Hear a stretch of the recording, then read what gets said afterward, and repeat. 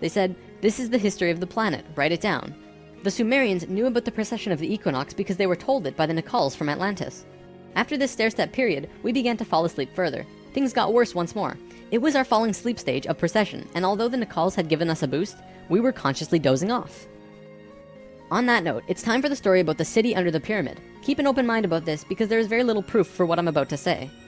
For over 40 years, Drunvalo Melchizedek has been studying human consciousness through sacred geometry and spiritual teachers and masters all over the world. In 1996, he was contacted by a source in Egypt who said that something incredible had been discovered. A stone stele came out of the ground between the paws of the Sphinx into the daylight. They removed it and dug into the earth beneath the Sphinx. There they found a room with 3 tunnels leading off of it. One of the tunnels, which went to the Great Pyramid, had another tunnel coming off it, and it was shielded by a wall of light.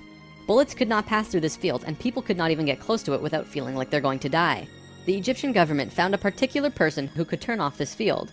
They also had brought in Paramount Studios to film it, as they had filmed the opening of King Tut's tomb. They had a good relationship with Egypt. The government wanted several $1 million from Paramount, but at the last minute they asked for an extra $1.5 million under the table. Paramount was outraged and they backed off. Things were silent for about 3 months. Then Drunvalo heard from a source again who was involved in all this, who said that 3 men shut off the light field and went inside. They found themselves inside a very large building that went on for miles underground, which was really the edge of a giant underground city, which was really just one giant building.